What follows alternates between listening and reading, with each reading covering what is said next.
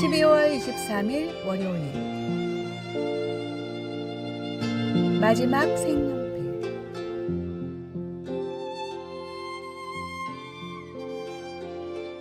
한 미술학원에서 그림 대회를 앞두고 아이들이 분주히 그림을 그리고 있었습니다. 민수는 가장 비싼 색연필 세트를 가지고 있었지만 친구들에게 한 자루도 빌려주지 않았습니다. 옆자리의 지아는 낡은 색연필을 쓰고 있었는데 하늘을 칠하던 중 하늘색 연필이 너무 짧아져 더 이상 사용할 수 없게 되었습니다. 지아는 울먹이며 그림 그리기를 포기하려 했습니다. 그때 건너편에 앉아있던 준호가 다가와 말했습니다. 지아야, 내 하늘색 연필 써. 하지만 이게 내 마지막 하늘색 연필이잖아. 괜찮아. 난 구름을 그리면 되니까. 대회가 끝나고 결과가 발표되었습니다. 민수의 그림은 입상하지 못했지만 준호와 지아는 나란히 금상과 은상을 받았습니다.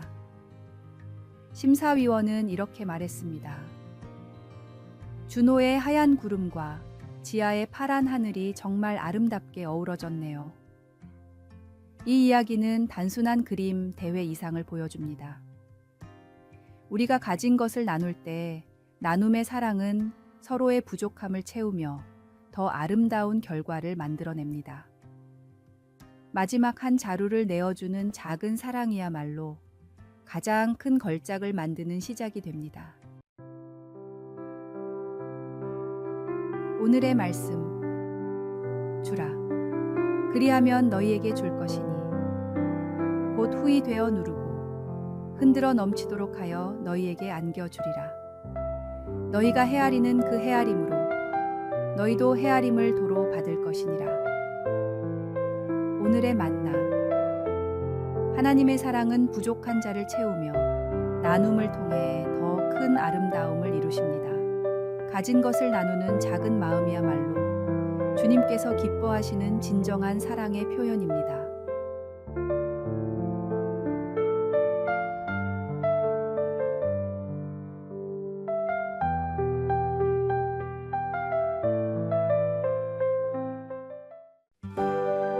(12월 24일) 화요일. 트리의 기원과 빛의 의미. 크리스마스 이브에 마틴 루터는 깊은 숲속을 산책하고 있었습니다. 어둠이 짙게 드리운 숲에서 그는 한 나무가 찬란하게 빛나는 모습을 발견했습니다. 그것은 평범한 전나무였습니다. 그러나 가지 위에 소복이 쌓인 눈과 하늘 높이 떠있던 달빛이 나무를 비추며 눈부신 빛을 만들어내고 있었습니다. 루터는 그 순간 깊은 깨달음을 얻었습니다. 우리 인간도 저 전나무와 같다. 스스로는 초라하고 나약한 존재이지만 예수님이라는 밝은 빛을 받으면 세상에 아름다운 빛을 비추는 존재가 될 수 있구나. 루터는 이 가르침을 사람들에게 전하기 위해 자신의 거실에 전나무를 가져다 놓았습니다. 나무를 장식해 빛을 내게 한 후 찾아오는 사람들에게 이 깨달음을 전했습니다. 이것이 지금의 크리스마스 트리의 기원이라고 전해집니다. 우리는 스스로의 힘으로는 아무리 위대한 일을 해도 허무함으로 끝날 수밖에 없는 존재입니다. 하지만 예수님의 빛을 받으면 우리의 삶은 세상을 밝히는 빛으로 변화될 수 있습니다. 크리스마스는 단순히 장식을 즐기는 날이 아닙니다. 이 땅에 빛으로 오신 예수님을 생각하고 그 빛을 따라 살아가는 삶을 다짐하는 시간이 되어야 합니다. 빛으로 오신 예수님을 따라 세상의 빛을 비추는 삶을 꿈꾸는 아름다운 크리스마스가 되시길 바랍니다. 오늘의 말씀. 예수께서 또 말씀하여 이르시되 나는 세상의 빛이니 나를 따르는 자는 어둠에 다니지 아니하고 생명의 빛을 얻으리라. 오늘의 만나. 우리는 스스로의 힘으로는 빛을 낼 수 없는 초라한 존재지만 예수님의 빛을 받을 때 세상의 희망과 사랑을 전하는 빛의 통로가 될 수 있습니다.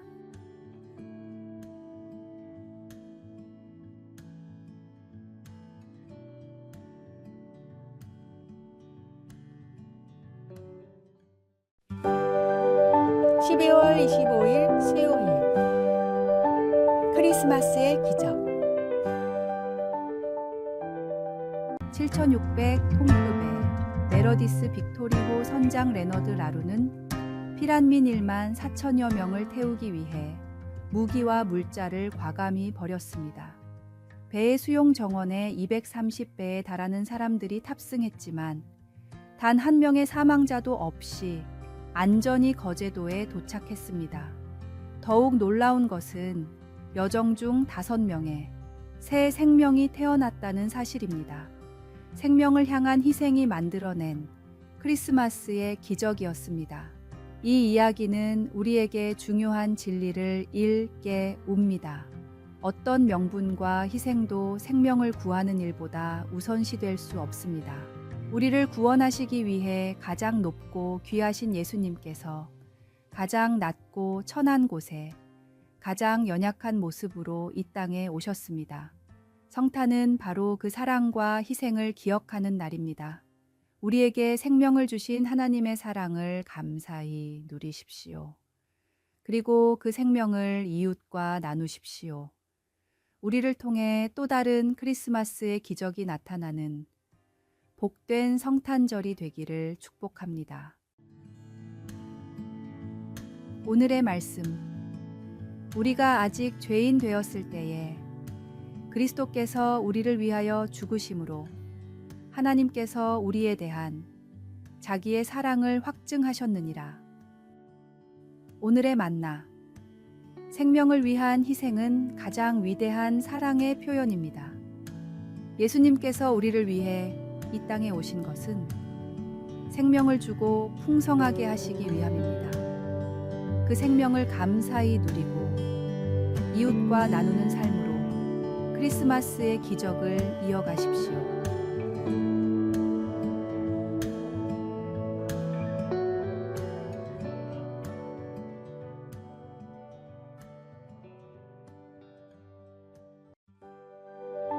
(12월 26일) 목요일 거북이의 경주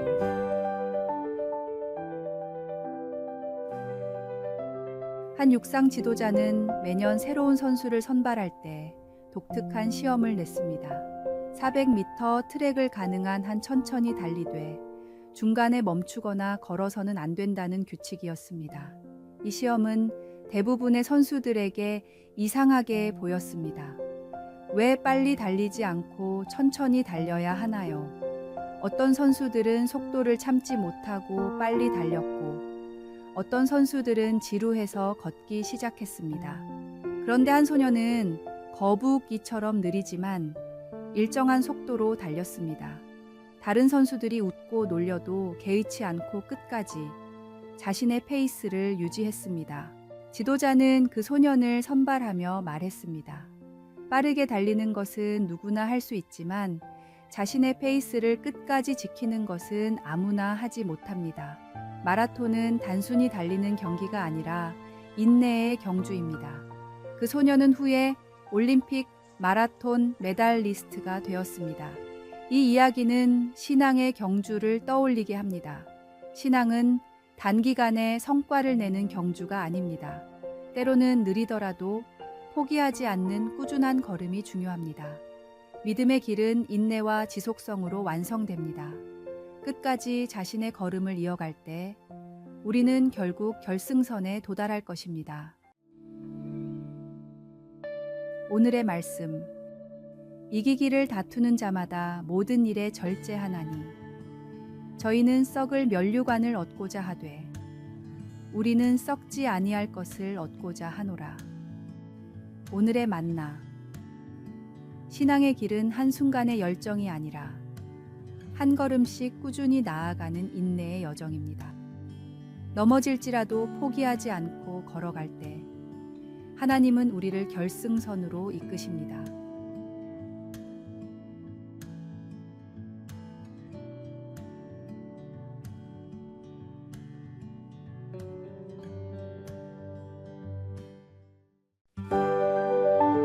(12월 27일) 금요일 믿음의 선율. 오페라 사업 실패로 깊은 좌절에 빠져 있던 핸델에게 어느 날 찰스 제넌스가 찾아와 한 대본을 건넸습니다. 성경 구절들로 엮은 메시아에 관한 대본이었습니다. 핸델은 대본을 읽으며 강한 영감을 받았습니다. 그는 24일 동안 거의 먹지도 자지도 않은 채 작곡에 몰두했습니다. 하인들의 증언에 따르면 그의 방에서는 끊임없이 음악이 흘러나왔고 때로는 눈물을 흘리며 작곡을 이어갔다고 합니다. 핸델은 절망 속에서 기쁨과 영광의 찬양을 써내려 갔습니다. 1742년 4월 더블린에서 초연된 메시아는 큰 감동을 불러일으켰습니다. 특히 할렐루야 합창이 울려 퍼질 때 조지 2세 영국 왕은 자리에서 일어나 경배했고 모든 청중이 함께 기립했습니다. 그 이후로 280년이 지난 지금까지도 할렐루야가 연주될 때마다 사람들은 일어나 하나님께 경배를 표합니다. 이 이야기는 우리의 고난 속에서도 하나님의 손길이 있음을 보여줍니다. 핸델의 절망이 위대한 찬양으로 변했듯 우리의 어려움도 하나님의 손길을 통해 새로운 아름다움으로 변화될 수 있습니다. 고난은 끝이 아니라 하나님의 놀라운 일을 준비하는 과정입니다. 오늘의 말씀. 우리가 알거니와 하나님을 사랑하는 자, 곧 그의 뜻대로 부르심을 입은 자들에게는 모든 것이 합력하여 선을 이루느니라. 오늘의 만나. 고난 속에서도 하나님은 쉬지 않으십니다. 절망이 찬양으로, 시련이 영광으로 변할 때 우리는 하나님의 손길이 우리 삶을 새롭게 하시는 것을 경험할 것입니다.